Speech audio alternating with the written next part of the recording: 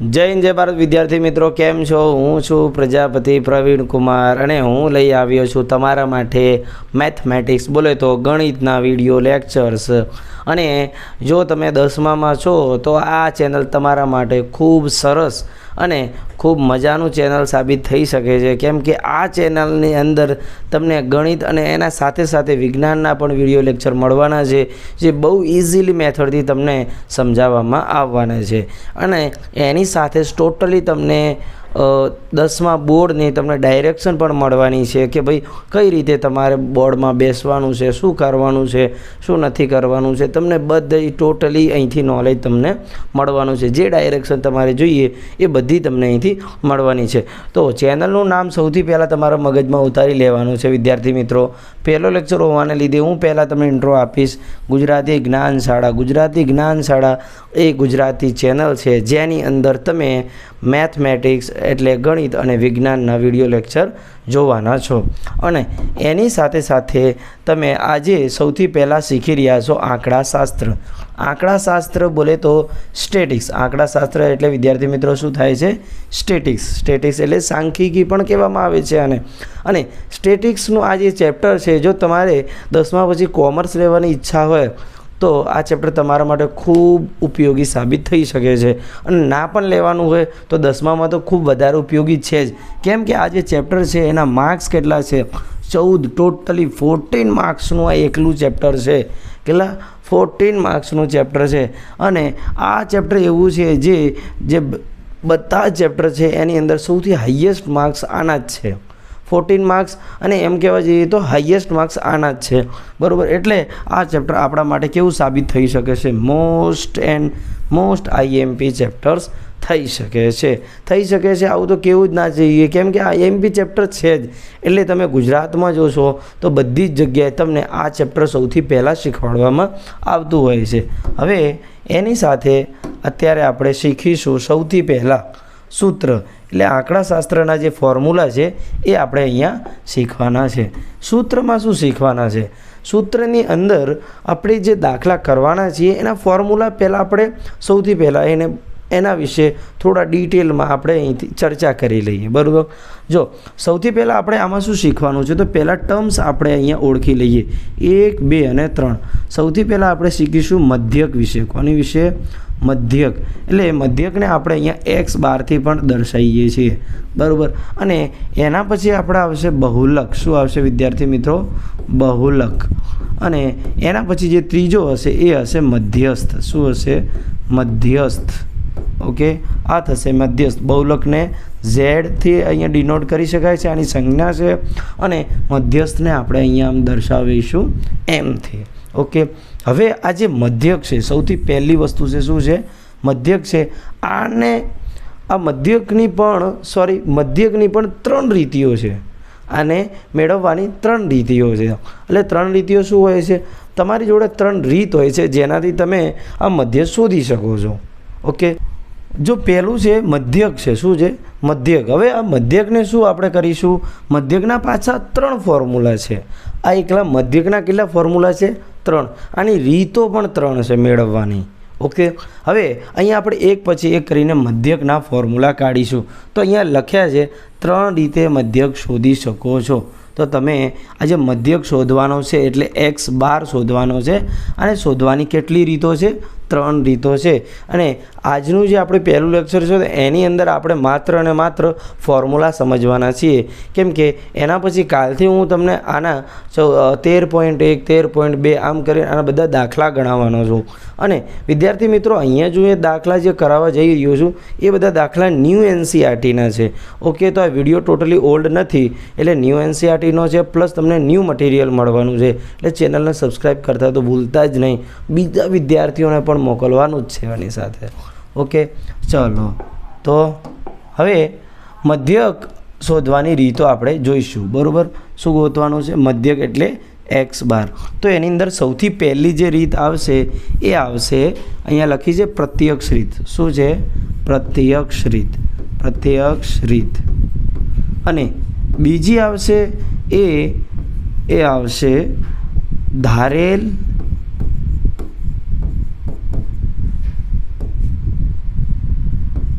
ધારેલ મધ્યકની રીત. પછી ત્રીજી જે આવશે એ આવશે પદ વિચલન રીત. પદ વિચલન રીત. ઓકે. અને આ ત્રણેય રીતે આપણે શું શોધવાના છીએ? આ ત્રણેય રીતે આપણે શોધવાના છીએ મધ્યક. ઓકે. તો ત્રણેય રીતે જ્યારે મધ્યક શોધવા જઈશું તો મધ્યકની અંદર સૌથી પહેલી રીત છે પ્રત્યક્ષ રીત. કઈ છે? પ્રત્યક્ષ રીત. અને આના ફોર્મ્યુલા પણ આપણે અહીંયા અત્યારે જોવાના છીએ. ઓકે. ચલો, તો હવે આના ફોર્મ્યુલામાં પ્રત્યક્ષ રીત સૌથી પહેલો, તો આની અંદર આ ફોર્મ્યુલા અહીંયા આપેલો છે. એટલે ફોર્મ્યુલો કયો આપે છે હું અહીંયા તમને ફરીથી લખીને બતાવવાનો છું બીજા કલરથી. જોઈ લો. એટલે અહીંયા કરીશું x બાર બરાબર સિગ્મા FI XI અપોનમાં એટલે છેદમાં સિગ્મા FI. હવે આ બધા વર્ડ્સ આપણે સમજવા પડે. અહીંયા જે લખેલું છે, જે સંજ્ઞા આપેલી છે, સમજવી તો પડશે કે આ FI શું છે, XI શું છે, પછી આ જે મેં બનાવ્યું છે આ શું છે, આ સિગ્મા શું છે. એટલે વન બાય વન આપણે એને શાંતિથી સમજવાના છીએ. ભલે તમને પાયાનું મેથમેટિક્સ નહીં આવડતું હોય તો ટેન્શન લેવાની જરૂરત નથી આપણે અહીંયા. ઓકે. હવે અહીંયા સિગ્મા FI અને સિગ્મા XI શું છે એ આપણે ઓળખવાના છીએ. તો આ પેજ પર આપણા ફરી આવીશું. એનાથી પહેલાં હવે આપણે ઓળખવા જઈ રહ્યા છીએ આ FI શું છે, XI શું છે અને સિગ્મા શું છે. ઓકે. એટલે આ ઓળખવા માટે આપણે હવે નવો પેજ લેવાનો છે. તો નવા પેજમાં અહીંયા આ રીતના આપણા ક્વેશ્ચન આવવાના છે. આ જે ક્વેશ્ચન છે આપણા બુકનો જ છે. ક્યાંનો છે? આપણા બુકનો છે. NCERT બુક તમે વાપરો છો ને, આનો જ છે. હવે તમને અહીંયા આપેલા છે વર્ગ અંતરાલ અને અહીંયા આપેલી છે વિદ્યાર્થીઓની સંખ્યા. બોલે તો FI. ઓકે. Fનો મતલબ હોય છે ફ્રિકવન્સી, એટલે આવૃત્તિ પણ કહેવામાં આવે. I એમને આમ દર્શાવવામાં આવે. I બોલે તો આ કોઈ પણ હોઈ શકે છે, 2 3 7 6 6 6. અને અહીંયા સિગ્મા FI બરાબર કેટલા લખેલા છે? 30. બોલે તો 30 લખેલું છે. હવે અહીંયા આ શું છે? વર્ગ અંતરાલ. આ શું આપેલું છે? વર્ગ અંતરાલ. વિદ્યાર્થી મિત્રો, આ છે વર્ગ અંતરાલ. આ તો તમને ક્વેશ્ચનમાં આપેલું જ હશે એવરી ટાઈમ. અને આ વિદ્યાર્થીઓની સંખ્યા કે પછી અહીંયા જે FI બોલે તો આવૃત્તિ તમને આપેલી હશે. ઓકે. એટલે આવૃત્તિને આપણે શેનાથી દર્શાવીએ છીએ? આવૃત્તિને દર્શાવવામાં આવે છે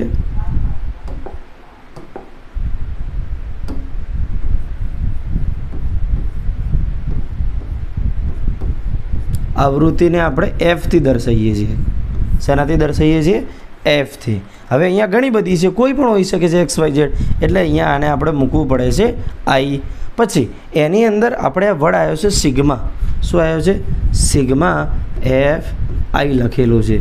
આ સિગ્માનો અર્થ શું હોય છે? તો વિદ્યાર્થી મિત્રો, આ સિગ્મા એક ગ્રીક ટર્મ્સ છે. આ ગ્રીક સંજ્ઞા છે. એટલે એનો અર્થ શું થાય છે? આ બધી જેટલી FI આપેલી છે, આ F આ F આ F આ F આ F આ F, આ બધાનું ટોટલ. આનો અર્થ શું હોય છે? ટોટલ. ઓકે. સિગ્માનો અર્થ શું હોય છે? ટોટલ. સિગ્મા એટલે પેલું સિગ્મા મેલ હોય એ ના હોય.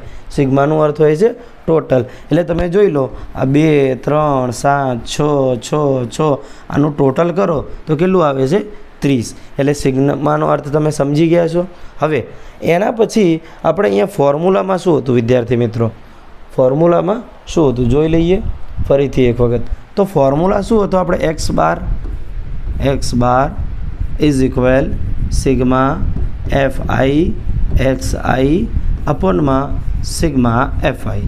આપણો ફોર્મ્યુલો હતો. આ શેનો ફોર્મ્યુલો છે? પ્રત્યક્ષ રીતનો. શેનો છે? પ્રત્યક્ષ રીતનો ફોર્મ્યુલો છે. આ જ્યારે પ્રત્યક્ષ રીતનો ફોર્મ્યુલો છે તો એની અંદર તમને એક વસ્તુ ખબર પડી ગઈ કે આ સિગ્મા FI શું છે. સિગ્મા FI એટલે જેટલી FI ક્વેશ્ચનમાં આપેલી છે આ બધાનો ટોટલ. ચલો, આ તો આપણને મળી જાય. પછી આ FI અને XI ક્યાંથી મળશે? એટલે FI અને XIનો મલ્ટીપ્લાય કરેલો છે તો આપણે XI જોશે. શું જોશે? આ XI જોશે અહીંથી.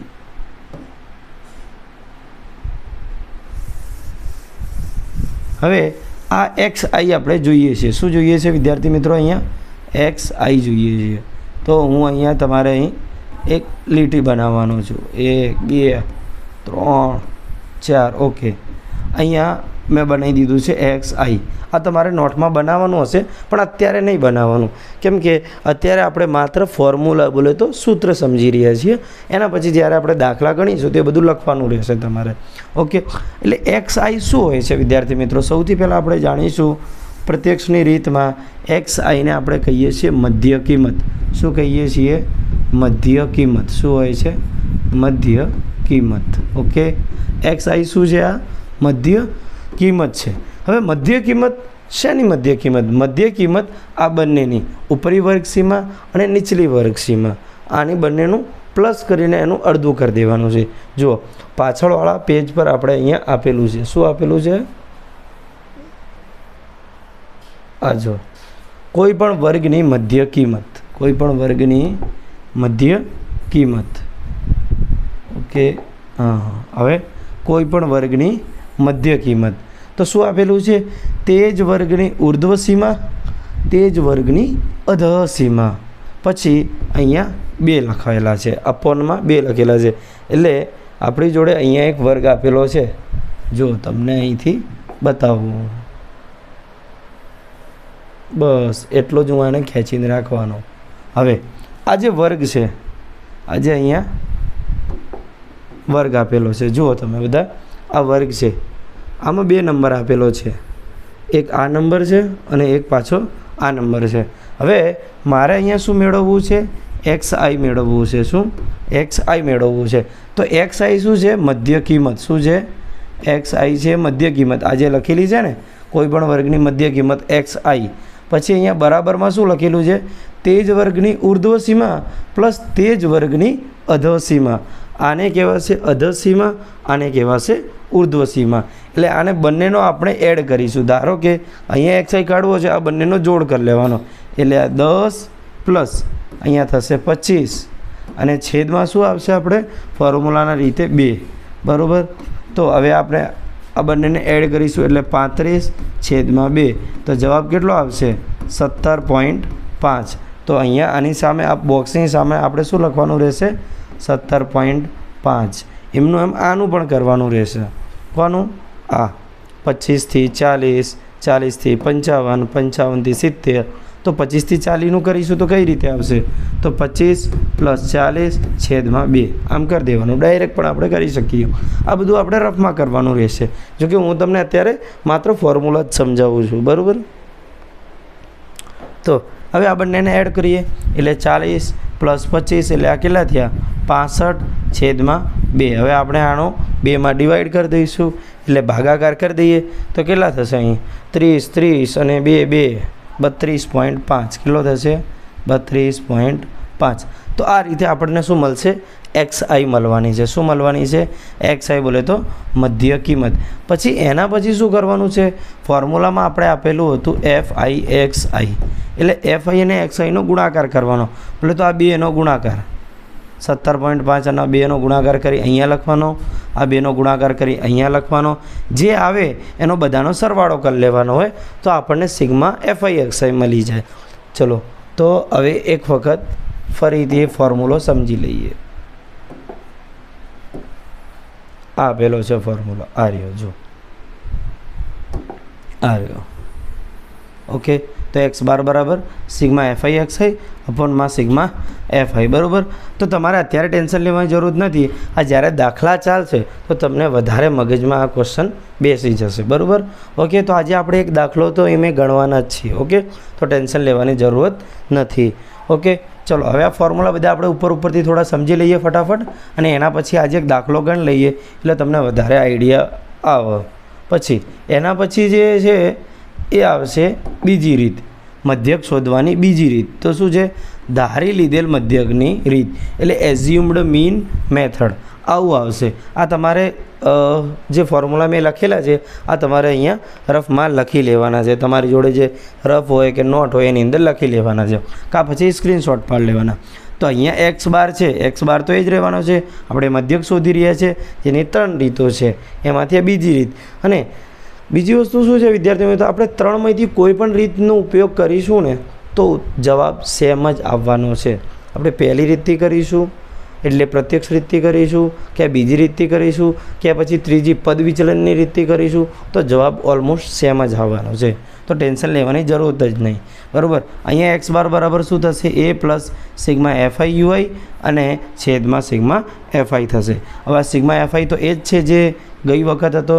પછી એમાં ડીઆઈ ગોતવાનો અહીંયા સૂત્ર મેં લખેલો છે અને એના પછી એ શું છે?